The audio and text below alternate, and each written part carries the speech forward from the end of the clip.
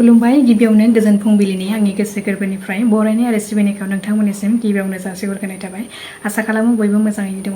दिनै आं नोंथांमोननि थाखाय माखासे गोनां खौरां लानानै फैदों। आसा खालामो नोंथांमोना खौरांखौ खोनासंनानै मोजां मोनगोन। थांनाय 2010 मायथाइनिफ्राय पिडब्लिउडि बिफानाव कन्ट्राक्चुएल साख्रि मावबोनाय सा 15 बारग' बिएलटिफोरनि साख्रिखौ प्रमद बर'नि दैदेननाय UPPL सोरखारा दाननानै होदों होननानै अजद दैखांदों साख्रिनिफ्राय बोख्लायजानाय नागेश्वर बर' बिथाङा फोरमायथिनाय बादिब्ला BTC गोरोबथाखौ खालामखांनानै हाग्रामा महिलारी बिथाङा BTCनि चिफ जानानै सोरखार सालायबाय थानाय समाव जोंनो 2010 मायथाइनिफ्राय PWD डिपार्टमेन्टआव कन्ट्राक्चुएल साख्रिनि थिसनथाइ होदोंमोन आरो बे थिसनथाइनि उनाव 10 बोसोरसिमहालागै जों साख्रिनि दानबान्थाखौबो मोनबोबाय थादोंमोन। नाथाय जेब्ला BTC गोरोबथाखौ सिफायनानै बिटिआर गोरोबथा खालामनानै जेब्ला प्रमद बर' बिथाङा बिटिआरखौ सालायो अब्ला जोंनि मोनखानाय साख्रिखौ बिथाङा दाननानै होदों आरो बे बिटिआर गोरोबथा जानायनिफ्राय जों थाइसेबो रांखौ मोनाखै। प्रमद बर' बिथाङा गावनो नखर साख्रि होनो ओंखारग्रा सुबुं, नाथाय बेबादि सुबुङानो जोंनि साख्रिखौसो दाननानै होदों। जायनि जाहोनाव जों गासै सा 14 बारग' बिएलटिफोरा हालाय-हाफाय जानानै दङ आरो बे सा 14नि मादाव माखासे रान्दि आइजोफोरबो दङ। बिथांमोनाबो दायो गोबां दुखुआव दङ। प्रमद बर' बिथाङा बिटिआरआव CM जानानै जौगानायनि खामानि मावनो सोलाय जाखानाय माखासे खामानिफोरखौसो गादबनानै लादों। बावैसो सानसे सिगाङाव बिथाङा साख्रिनि थाखाय गोबां इन्टारभिउबो लाबाय, नाथाय बिथाङा इन्टारभिउ लाफ्लानानै सिंजों सिखावै रां लानानै बिथाङा साख्रिखौ फानदों होननानैबो गोख्रों अजद दैखांदों साख्रिनिफ्राय बोख्लायजानाय नागेश्वर बर' बिथाङा। बे साननैसोआव थाद'नाय गैयि अखा हानायनि जाहोनाव रायजोआव फिन आरोबाव दैबानाया गिख्रंथाव महर लाफिनदों आरो बोथोरखौ लानानै बोथोर बिगियान बिफानाबो गोबां जिल्लाफ्राव बोथोरनि सांग्रांथि फोसावदों। सनितपुरनि सारिदुवार ओनसोलनि सिङाव थानाय बगिजुलि दुवांनि एरालिलगा बायदि गामिफ्रा दायो दैजों लोमसाव जादों, जायनि जाहोनाव गोबां सुबुंफोरा जेंनायाव गोग्लैनो गोनां जादों।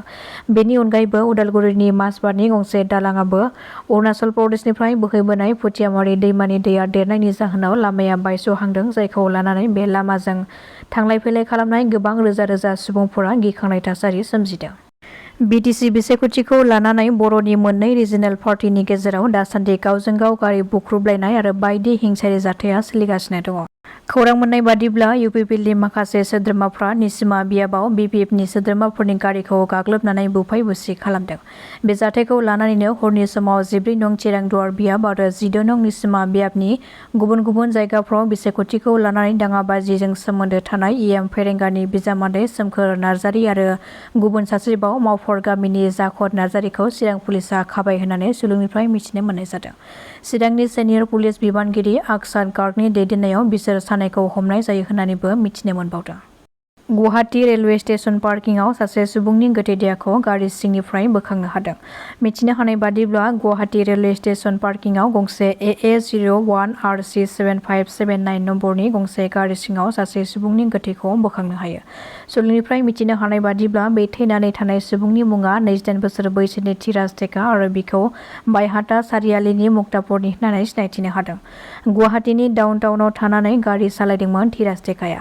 इक' मुंनि अनलाइन ट्रेभेल एजेन्सि सासेनि गारिखौ सालायोमोन आरो रबिबारनि फुंनि समाव सासे सुबुंखौ दोननो थांनाय उननिफ्रायनो नखरजों जेबो खौरां गैयामोन धीराज टेकाया।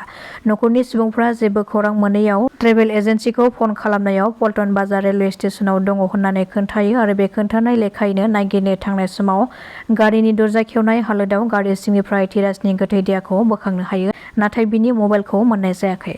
जाथायखौ लानानै नखरनि सुबुंफोरा बुथारनायनि सन्देह खालामदों आरो बे जाथायखौ लानानै दायनिगिरिखौ संदाननो थानायाव केस थिसनबाय होननानैबो खौरां मोननाय जादों।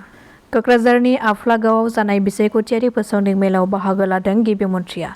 बे हाबाफारियाव बाहागो लानायजों लोगोसे बिथाङा फोरमायथिदों दि बे बाराव BJPआ बांसिन मासियाव देरहानाय हान्जा जानो हागोन।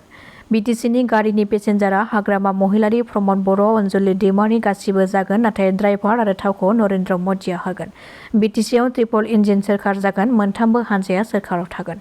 बेजों लोगोसेनो BJPनि बिजाथि राजिब ब्रह्म आरो मनरन्जन ब्रह्मनि गेजेराव जाय बांसिन भट मोनगोन बेनो EM जागोन होननानैबो बुंथिबावो गिबि मन्थ्रिया। बर' राजखान्थिनि सायाव आं जेबो बुङा। BJPआ बिजाथि होयै बियाबाव इयुनाव जाय BJPनि मावथिफोरखौ गोनांथि होयो आरो BPF UPPLनि जाय ग्राउन्ड लेभेलाव BJPजों गोरोबनानै सोलिगोन बेनोनो भट होगोन। जों सायख'नानै होआ होननानै बुंथिबावो गिबि मन्थ्रिया। ACS अफिसार नुपुर बरानि थाग्रा न'निफ्राय आयेन बेरेखायै सिग्रोमनाय हाबाफारि लानायनि गेजेरजों CM भिलेन्सआ खमैबो 1.7 कौटि रां बोखांनो हायो। सुलुंनिफ्राय मिथिनो हानाय बादिब्ला गुवाहाटीनि गटानगर ओनसोलाव थानाय कामरुप जिल्लानि गरायमारि जिल्ला मेजिस्ट्रेट ACS अफिसार नुपुर बराया थांनाय 2019 मायथाइयावसो साख्रियाव जयनिं जादोंमोन। नुपुर बरानि न'आव बेफोर गोबां कौटि रांजों लोगोसे बेसेन गोसानि सनानि गहेना आरो हिरानि गहेनाफोरखौबो सिग्रोमनायनि गेजेरजों बोखांनो हायो। बे जाथायखौबो लानानै दायो नुपुर बरानि हेंथायै नायबिजिरनाया सोलिगासिनो दङ होननानैबो खौरां मोननाय जादों। दासिमनि खौराङा एसेनोसै। नोंथांमोना खौरांखौ नायनानै मोजां मोनदोंब्ला चेनेलखौ साबस्क्राइब खालामनानै लानो हागोन। गोजोन्थों।